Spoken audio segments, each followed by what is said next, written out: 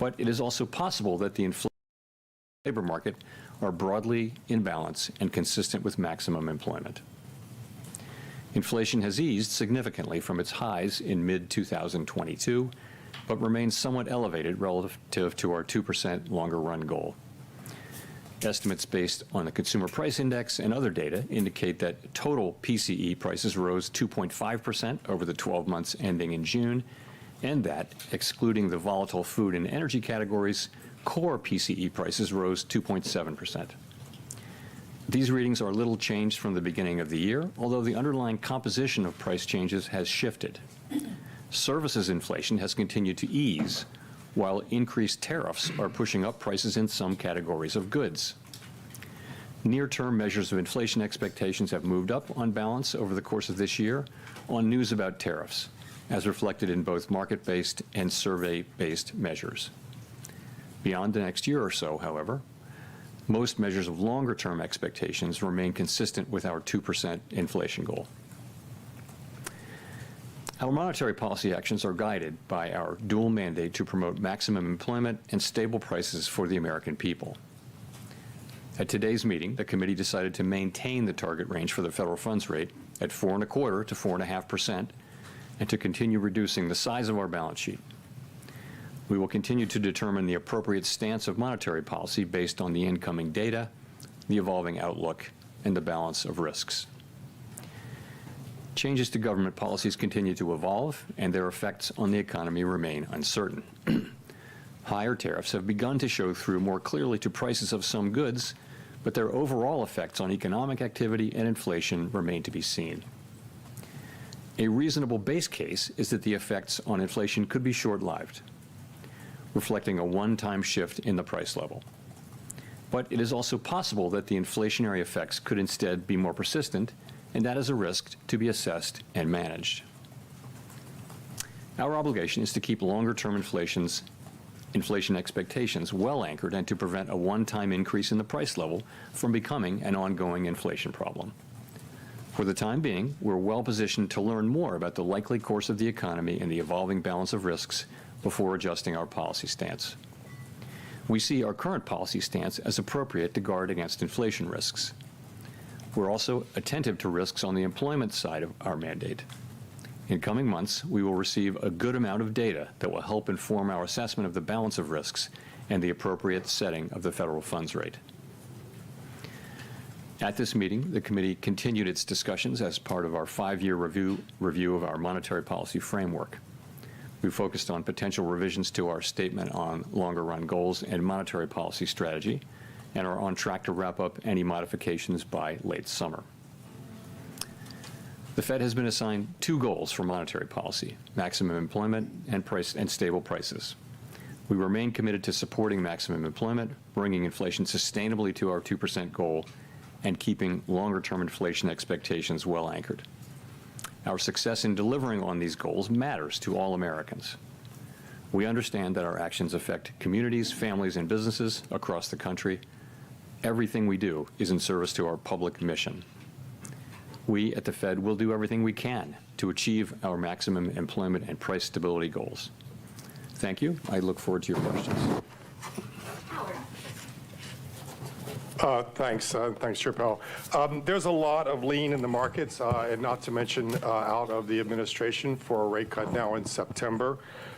Is that expectation unrealistic at this point? So, as you know, today we decided to leave our policy rate where it's been, where I would characterize as modestly restrictive. Inflation is running a bit above 2%, as I mentioned, even excluding tariff effects. The labor market's solid, historically low unemployment. Financial conditions are accommodative, and the economy is not performing as though restrictive policy were holding it back inappropriately. So it seems to me and to almost the whole committee that the economy is not performing as though restrictive policy is holding it back inappropriately, and modestly restrictive policy seems appropriate. All that said, there's also downside risk to the labor market. In coming months, we'll receive a good amount of data that will help inform our assessment of the balance of risks and the appropriate setting of the federal funds rate. So just to follow up, by coming months, does that include the possibility you'll be getting essentially 2 rounds of jobs and inflation data between now and the September meeting? Is that potentially adequate to make a decision to lower rates at that point? So you're right. We do have, this is an intermeeting period when we'll get 2 full rounds of employment and inflation data before the time of the September meeting. We have made no decisions about September. We don't do that in advance. We'll be taking that information into consideration and all the other information we get as we make our decision at the September meeting. Steve. Thank you, Mr. Chairman. You took out the word or the notion that uncertainty has diminished from this statement. Does that mean uncertainty has increased? And I'm just wondering, the administration has struck several deals with large trading partners where it seems like we now know what the rate is going to be. Does knowing that rate add to your certainty to change policy, or do you need to wait to see the economic effects? So essentially, the statement in our statement about uncertainty reflects what's gone on since the last meeting. So at the time of the last meeting, uncertainty had moved down a little bit, but it was more or less even this time. So we took out, had diminished because it didn't diminish further. So there's not really much in that. And then your second question is, say again? There have been several deals that have been struck, and now we seem to have an idea of what the tariff rates are going to be with some of our large trading partners. Does that not add to the kind of certainty you might need, or is it you're waiting for the economic effects to show themselves? No, I think we're still, you're right, it's been a very dynamic time for these trade negotiations, and lots and lots of events in the intermeeting period, but we're still a ways away from seeing where things settle down. We are clearly getting more and more information, and I think at this point, people's estimates, our estimates, outside estimates of the likely, effective level of tariffs is not moving around that much at this point. But at the same time, there are many uncertainties left to resolve. So yes, we are learning more and more. It doesn't feel like we're very close to the end of that process, and that's not for us to judge. But it feels like there's much more to come, as well, looking ahead. Neil. Hi, Mr. Chairman. Neil Irwin with Axios. This morning we got a GDP report in which final domestic private purchases decelerated, slowest pace since 22. There was a weakness in the interest-sensitive sectors and residential investment, commercial structures. Are those not signs that monetary policy is a little too restrictive right now, given current economic conditions? So the GDP and PDFP numbers came in pretty much right where we expected them to come in. You got to look at the whole picture. So certainly, as I mentioned in my opening remarks, economic activity data, GDP, private domestic final purchases, which we think is a narrower but better signal for future, for where the economy is going, has come down to a little better than 1%, 1.2%, I think, in the case of GDP for the first half, whereas it was 2.5% last year. So that has certainly come down. But if you look at the labor market, what you see is, by many, many statistics, the labor market is kind of still in balance. It's things like quits, job openings, and let alone the unemployment rate. They're all by many measures, very similar to where they were a year ago. So you do not see weakening in the labor market. You do see a slowing in job creation, but also a slowing in the supply of workers. So you've got a labor market that's in balance, albeit partially because both demand and supply for workers is coming down at the same pace, and that's why the unemployment rate has remained roughly stable, which is why I said we do see downside risk in the labor market. I mean, our two mandate variables, right, are inflation and maximum employment, stable prices and maximum employment, not so much growth. So the labor market looks solid.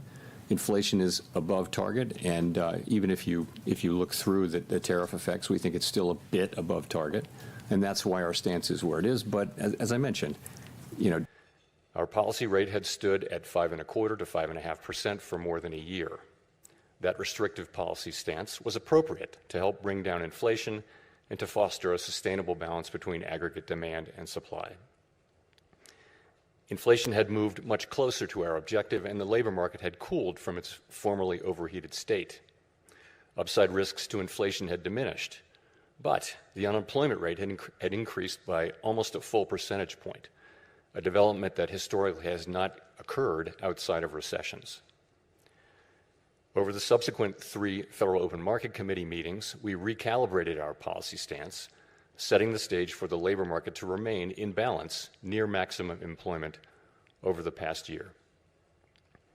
This year, the economy has faced new challenges. Significantly higher tariffs across our trading partners are remaking the global trading system. Tighter immigration policy has led to an abrupt slowdown in labor force growth. Over the longer run, changes in tax, spending, and regulatory policies may also have important implications for economic growth and productivity. There is significant uncertainty about where all of these policies will eventually settle and what their lasting effects on the economy will be. Changes in trade and immigration policies are affecting both demand and supply. In this environment, distinguishing cyclical developments from trend or structural developments is difficult. This distinction is critical because monetary policy can work to stabilize cyclical fluctuations, but can do little to alter structural changes. The labor market is a case in point. The July employment report, released earlier this month, showed that payroll job growth slowed to an average pace of only 35,000 per month over the past 3 months, down from 168,000 per month during 2024. This slowdown is much larger than assessed just a month ago, as the earlier figures for May and June were revised down substantially. But it does not appear that the slowdown in job growth has opened up a large margin of slack in the labor market, an outcome we want to avoid.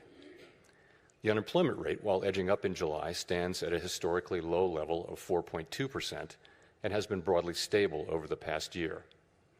Other indicators of labor market conditions are also little changed or have softened only modestly, including quits, layoffs, the ratio of vacancies to unemployment, and nominal wage growth. Labor supply has softened in line with demand, sharply lowering the break-even rate of job creation needed to hold the unemployment rate constant. Indeed, labor force growth has slowed considerably this year with the sharp fall-off in immigration, and the labor force participation rate has edged down in recent months. Overall, while the labor market appears to be in balance, it is a curious kind of balance that results from a marked slowing in both the supply of and demand for workers. This unusual situation suggests that downside risks to employment are rising. And if those risks materialize, they can do so quickly in the form of sharply higher layoffs and rising unemployment. At the same time, GDP growth has slowed notably in the first half of this year to a pace of 1.2%, roughly half the 2.5% pace in 2024. The decline in growth has largely reflected a slowdown in consumer spending. As with the labor market, some of the slowing in GDP likely reflects slower growth of supply or potential output. Turning to inflation, higher tariffs have begun to push up prices in some categories of goods. Estimates based on the latest available data indicate that total PCE prices rose 2.6% over the 12 months ending in July. Excluding the volatile food and energy categories, core PCE prices rose 2.9%, above their level of a year ago. Within core, prices of goods increased 1.1% over the past 12 months, a notable shift from the modest decline seen over the course of 2024. In contrast, housing services inflation remains on a downward trend, and non-housing services inflation is still running at a level a bit above what has been historically consistent with a 2% inflation. The effects of tariffs on consumer prices are now clearly visible. We expect those effects to accumulate over coming months, with high uncertainty about both timing and amounts. The question that matters for monetary policy is whether these price increases are likely to materially raise the risk of an ongoing inflation problem. A reasonable base case is that the effects will be relatively short-lived, a one-time shift in the price level. Of course, one time does not mean all at once. It will continue to take time for tariff increases to work their way through supply chains and distribution networks. Moreover, tariff rates continue to evolve, potentially prolonging the adjustment process. It's also possible, however, that the upward pressure on prices from tariffs could spur a more lasting inflation dynamic, and that is a risk to be assessed and managed. One possibility is that workers who see their real incomes decline because of higher prices demand and get higher wages from employers, setting off adverse wage price dynamics. Given that the labor market is not particularly tight and faces increasing downside risks, that outcome does not seem likely. Another possibility is that inflation expectations could move up, dragging actual inflation with them. Inflation has been above our target for more than 4 years and remains a prominent concern for households and businesses. Measures of longer-term inflation expectations, however, as reflected in market and survey-based measures, appear to remain well anchored and consistent with our longer-run inflation objective of 2%.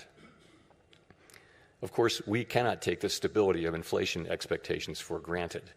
Come what may, we will not allow a one-time increase in the price level to become an ongoing inflation problem. So, putting the pieces together, what are the implications for monetary policy? In the near term, risks to inflation are tilted to the upside and risks to employment to the downside, a challenging situation. When our goals are in tension like this, our framework calls for us to balance both sides of our dual mandate. Our policy rate is now 100 basis points closer to neutral than it was a year ago, and the stability of the unemployment rate and other labor market measures allows us to proceed carefully as we consider changes to our policy stance. Nonetheless, with policy in restrictive territory, the baseline outlook and the shifting balance of risks may warrant adjusting our policy stance.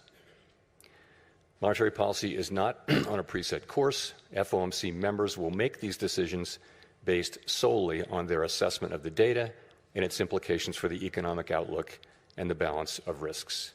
We will never deviate from that approach. So, turning then to my second topic. Our monetary policy framework is built on the unchanging foundation of our mandate from Congress to foster maximum employment and stable prices for the American people. We remain fully committed to fulfilling our statutory mandate, and the revisions to our framework will support that mission across a broad range of economic conditions. Our revised statement on longer-run goals and monetary policy strategy, which we refer to as our consensus statement to save time, describes how we pursue our dual mandate goals. It is designed to give the public a clear sense of how we think about monetary policy, and that understanding is important both for transparency and accountability, and for making monetary policy more effective. The changes we made in this review are a natural progression grounded in our ever-evolving understanding of our economy. We continue to build upon the initial consensus statement adopted in 2012 under Chairman Ben Bernanke's leadership. Today's revised statement is the outcome of the second public review of our framework, which we conduct at 5-year intervals. This year's review included 3 elements: Fed Listens events at reserve banks around the country, a flagship research conference, and policymaker discussions and deliberations supported by staff analysis at a series of FOMC meetings. In approaching this year's review, a key objective has been to make sure that our framework is suitable across a broad range of economic conditions. At the same time, the framework needs to evolve with changes in the structure of the economy and our understanding of those changes. The Great Depression presented different challenges from those of the Great Inflation and the Great Moderation, which in turn are different from the ones we face today. At the time of the last review, we were living in a new normal, characterized by the proximity of interest rates to the effective lower bound, or ELB, along with low growth, low inflation, and a very flat Phillips curve, meaning that inflation was not very responsive to slack in the economy. To me, a statistic that captures that era is that our policy rate was stuck at the ELB for 7 long years following the onset of the global financial crisis in late 2008. Many here will recall the sluggish growth and painfully slow recovery of that era. It appeared highly likely that if the economy experienced even a mild downturn, our policy rate would be back at the ELB very quickly, probably for another extended period. Inflation and inflation expectations could then decline in a weak economy raising real interest rates as nominal rates were pinned near zero. Higher real rates would further weigh on job growth and reinforce the downward pressure on inflation and inflation expectations, triggering an adverse dynamic. The economic conditions that brought the policy rate to the ELB and drove the 2020 framework changes were thought to be rooted in slow-moving global factors that would persist for an extended period. And they might well have done so, if not for the pandemic. The 2020 consensus statement included several features that addressed the ELB-related risks that had become increasingly prominent over the preceding 2 decades.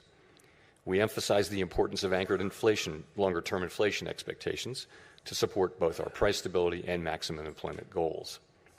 Drawing on an extensive literature on strategies to mitigate risks associated with the ELB, we adopted flexible average inflation targeting, a make-up strategy to ensure that inflation expectations would remain well anchored, even with the ELB constraint. In particular, we said that following periods when inflation had been running persistently above 2%, appropriate monetary policy would likely aim to achieve inflation moderately above 2% for some time. In the event, rather than low inflation in the ELB, the post-pandemic reopening brought the highest inflation in 40 years to economies around the world. Like most other central banks and private sector analysts, through year-end 2021, we thought that inflation would subside fairly quickly without a sharp tightening in our policy stance, as this slide will show.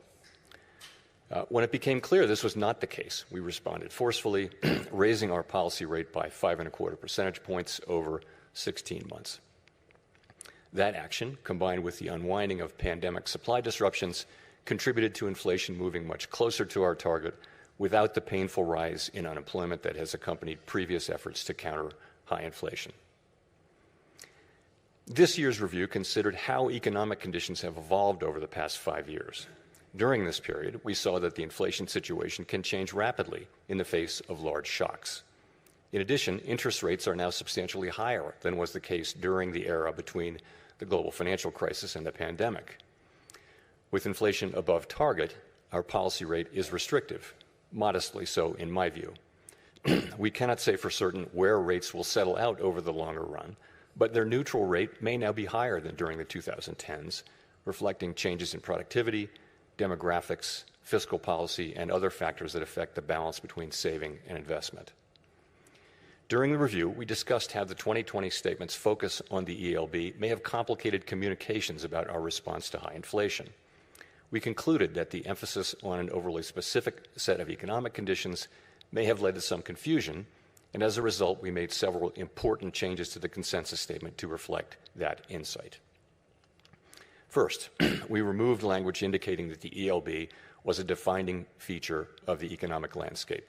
Instead, we noted that our monetary policy strategy is designed to promote maximum employment and stable prices across a broad range of economic conditions. The difficulty of operating near the ELB remains a potential concern, but it is not our primary focus. The revised statement reiterates that the committee is prepared to use its full range of tools to achieve its maximum employment and price stability goals, particularly if the federal funds rate is constrained by the ELB. Second, we returned to a framework of flexible inflation targeting and eliminated the make-up strategy. As it turned out, the idea of an intentional moderate inflation overshoot had proved irrelevant. There was nothing intentional or moderate about the inflation that arrived a few months after we announced our 2020 changes to the consensus statement, as I acknowledged publicly in 2021. Well-anchored inflation expectations were critical to our success in bringing down inflation without a sharp increase in unemployment. Anchored expectations promote the return of inflation to target when adverse shocks drive inflation higher and limit the risk of deflation when the economy weakens. Further, they allow monetary policy to support maximum employment in economic downturns without compromising price stability. Our revised statement emphasizes our commitment to act forcefully to ensure that longer-term inflation expectations remain well anchored to the benefit of both sides of our dual mandate. It also notes that price stability is essential for a sound and stable economy and supports the well-being of all Americans. This theme came through loud and clear at our Fed Listens events. The past 5 years have been a painful reminder of the hardship that high inflation imposes, especially on those least able to meet the higher costs of necessities.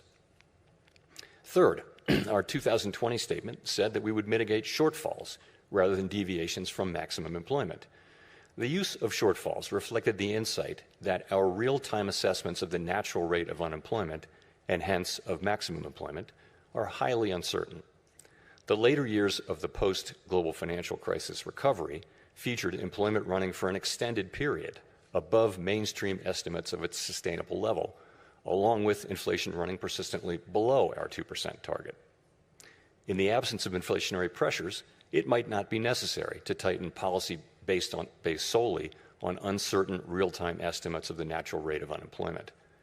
We still have that view, but our use of the term shortfalls was not always interpreted as intended, raising communications challenges. In particular, the use of shortfalls was not intended as a commitment to permanently forswear preemption or to ignore labor market tightness.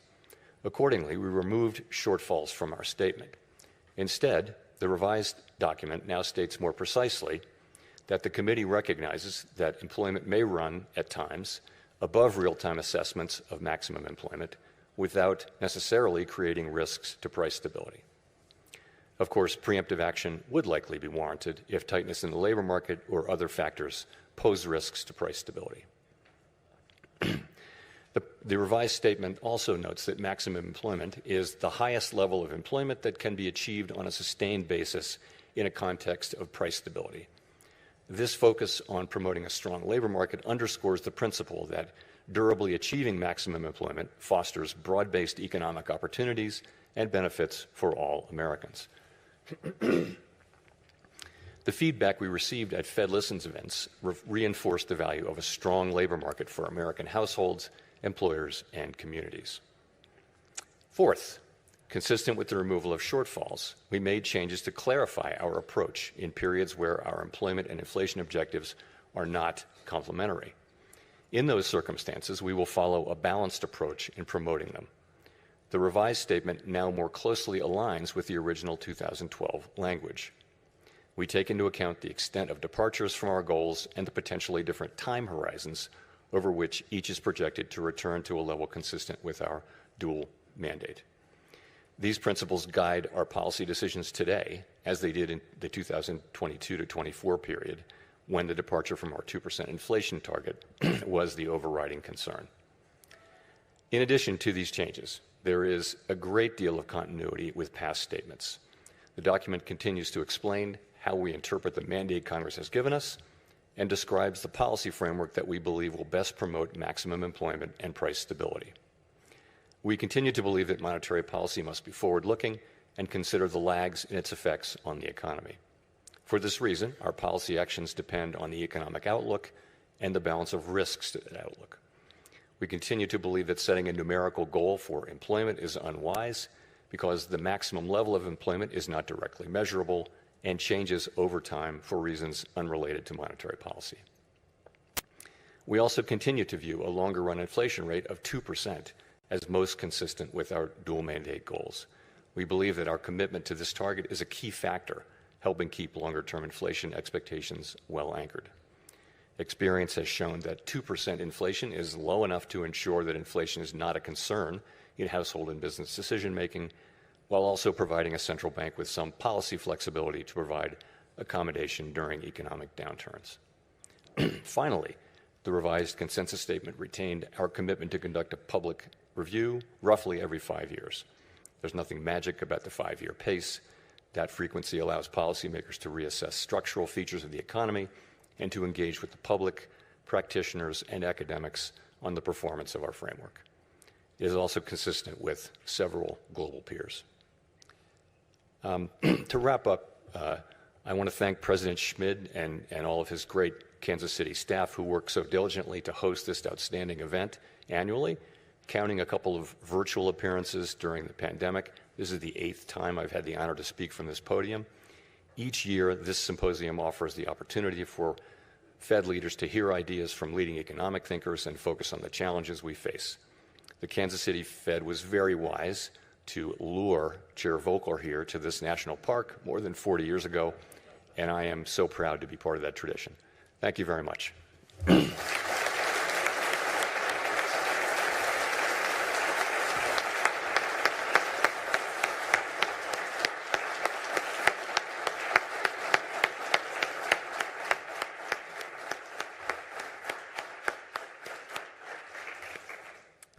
Thank you very much.